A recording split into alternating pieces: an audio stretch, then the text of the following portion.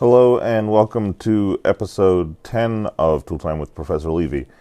We are nearing the end of this 13-part investigation into some of the things we do behind the scenes here at the Norfolk State University Theater Company. Today we are going to explore some things about our sound console, the D-Live S7000, and some effects that we can put on microphones, and a bit of the sound routing that we do here in the theater. Here we have our D-Live S7000. I've just booted it up, so it's on its home screen where it is asking for us to enter a username. We have three options set up here. We have an admin user, a staff user, and a student user. Each of these users have obviously different passwords, and each user has different permissions that are enabled with that user. I am going to enter the admin password so we can do some more complicated things here. So here on the soundboard you can see that we have a series of faders here. They are in 3 groups. Each group contains 12 faders. The 2 fader groups on the left and in the middle here both move together when I change the banks. If you see, I change here, both have moved together, but the third bank has remained the same. It moves independently of the others.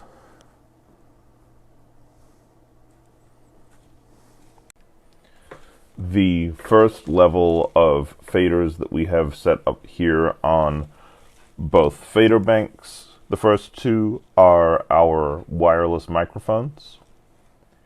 Our wireless microphones are both 4 handheld microphones, 4 SM58 wireless handheld microphones, and 24 wireless lavalier microphones. If I move to the second bank here, you will notice that on the left-hand side of the screen, we have inputs that are 1 through 12 on stage right. On the right-hand side of the screen, we have inputs that are 13 through 24, which are our stage left inputs, and over here we have our 8 front-of-house inputs. So I have set up a wireless handheld microphone here. You can see it moving here, wireless 24. It meters in green, and as I get louder here, you can see that the meter is lifting up and jumping. So one of the things that I do have control over here is with this knob. I am able to, you can see there's a little arc in the middle. I can make the microphone more sensitive by turning up the trim here, and you can see that the metering is now not just green, but it is actually heading through orange and into the red, which means that the microphone's too hot for us, so I'm going to turn it back down to a more reasonable volume here. This is a way that we are able to control how sensitive the microphones are so that people are heard when they are speaking and whispering, and they don't overpower when they are shouting. Up on the screen here, over on this side, you can see there is a representation over here as well of all the things that I was adjusting on the channel fader. So if I was to grab this yellow rotary knob here I'm adjusting the gain on the microphone and making it hotter, and I can turn it down. I can adjust the high pass frequencies and the low pass frequencies, which allow different sound frequencies in or don't allow frequencies in. You can see right here on the screen there is a battery meter. We have the ability to know what the level of the battery in the microphones, the wireless microphones, are without having to look at the receiver, which is downstairs on stage level. Or we could also find this information from the belt pack of the performer, but if they are on stage, we will be unable to access them. So with this feature, if we lose communication with the microphone, we are able to gain information and troubleshoot much more quickly. On this side of the console here, we have some other sliders, IEM, CR-Mon, and mains. These are different sliders to adjust where that signal is being sent to in terms of speakers. If I bring the control room monitor down and I bring the wireless microphone up, you can't see on the video, but now you can see on the video the level of the microphone is jumping pretty loud. Here we have it on these meters up here, but it's not going into any of our output devices, our speakers. I have the ability to send this sound to a couple of different places depending on my choosing. I can send it into the main speakers on stage. I can send it into the control room monitors, which are the monitors here in the booth. If I raise the right slider, you can now hear me that I am in the booth in the control room monitor speakers. I also have a speaker that is a monitor here above the soundboard. There are two Genelec speakers, these ones. Now I have the signal from the wireless microphone sent just to this Genelec speaker right here. Here we are still on the A page on the third bank of sliders over here. If I move through the pages of sliders on this third bank here, you will see that we have some other options in terms of where we could send this signal. This page, which is page C, gives us a feed of IE 1 through 4 and stage 1 to 3, 4 to 6, 7 to 9, and stage 10 through 12. These are both, or rather all, versions of monitor options that we have here. The IE stands for in-ear monitor, so these would be, they look like a hearing aid that you would put in your ear, and they have a wireless belt pack. We're able to wirelessly send the monitor feed and manipulate what we put into that feed and send it to either performers or musicians during the show. Stage 1 through 3, 4 to 6, 7 to 9, and 10 to 12 are all auxiliary sends where we could put a speaker wedge in any location that we choose from backstage and send the feed that we choose to put into it anywhere we want it on stage. On this page here, we have a studio mix, which is next to the broadcast mix page. This allows us to send signal from the microphones that are dedicated to the studio theater. I will show you where they are on the left-hand side of the board in a minute. We're able to send that mix from the studio and record it here to some recording playback devices that we have here. This is helpful for us if we are recording auditions, monologues, or any events in the studio that we might want to record and have available for future reference. Here we have the black box wireless microphones. On the page below that, we have the black box wired microphones. So this board is able to talk to all of those things and control them without the board being on in the studio. The next thing that I would like to do is to put an effect on this microphone. And to do that, we are going to pan down to the channel here. This channel here is the wireless microphone I'm using. We're going to hit select, and that selects the microphone that we want to play with. And I'm going to come back up here to this monitor, and I'm going to select Insert A. And I'm going to assign a rack effect to it.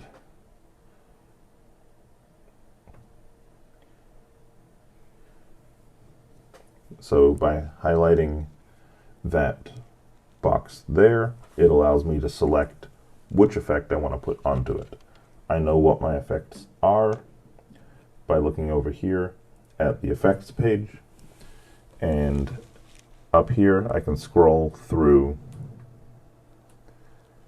the different options that I have.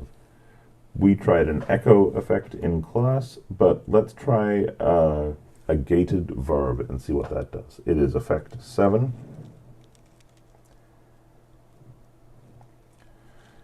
I'm going to hit apply, and now you can hear that my voice has a reverberation to it. I am able to change how this gated verb sounds by adjusting these buttons over here. So let me start playing with that. So if I affect the delay, so now the sound is slightly changed.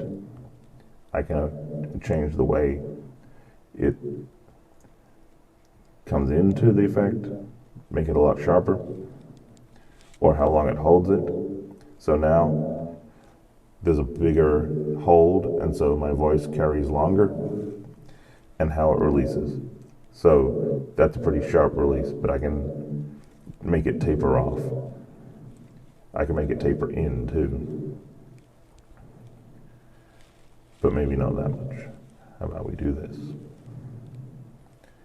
And diffusion. Let's play with that a minute. I can change these options too. There, stereo, wide. Okay, so that is the gated verb. I can also, there are decay filters that it allows me to play with too. Let us now find an effect that is just an echo. So I'm going to unassign the effect because I don't want it there anymore. Now my voice has returned to normal. Rack effects. 6 was, and now my voice has a lot of echo to it. The echo generator here has different modes, so as I switch between these, it should change the echo. I can change the volume of the echo. I can change the repeat rate. I can change, so you can hear now my voice has a much quicker echo to it.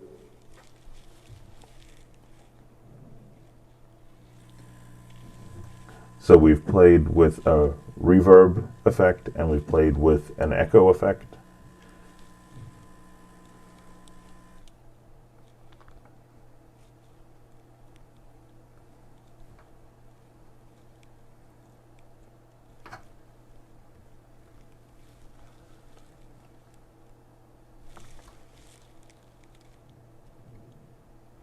Now we're going to play with a chamber effect.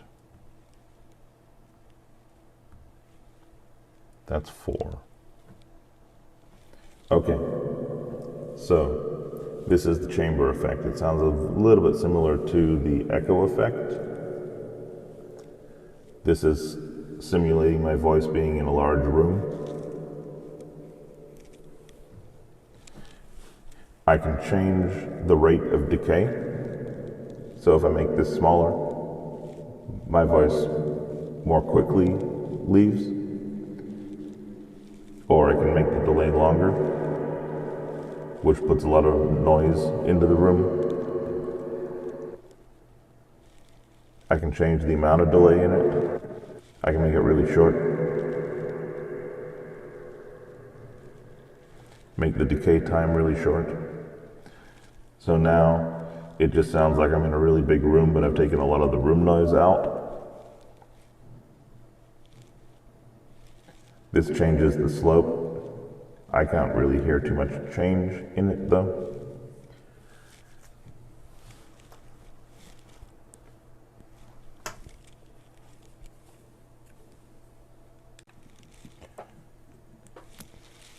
So that is a little bit of information about putting effects and some of the things that we can do with this soundboard. One of the things that we haven't gone into yet is this screen here, which is scenes. So the great thing about this board being digital is that we can record different scenes in the board so that when we hit the go button, either the one that's on the screen or there's an actual hard button on the surface itself, we can quickly and without having to think about it go between cues that we have already set up. This way it will mute and unmute microphones. It will send different amounts of sound to the monitors if we choose to do so. We can change the routing. We can open up playback devices so we could play sound cues this way. So it really enables the operator of the board to have done all the work in figuring out the show beforehand, so that once we are in a show situation, all the operator has to do is ride the board and maintain the quality of sound. The operator will be just writing the sliders of the different operators like this and watching their levels and listening to the quality of sound that is going on, and they will just be gently raising or lowering volumes for the individual performers so that everybody stays at the same level. I'm going to conclude today's episode of Tool Time with Professor Levy there. I hope you've learned a few things about the soundboard here. This is one of the areas in the theater that I am the least familiar with. Our board is extremely powerful and can be a little bit difficult to navigate around sometimes, so we have made the best of the situation we can and are learning things every time we use the board. Just like all the other technology we have here, it is incredibly powerful, incredibly expensive, and has us extremely well set up for live performance. I hope you've enjoyed this episode, and I will see you next time.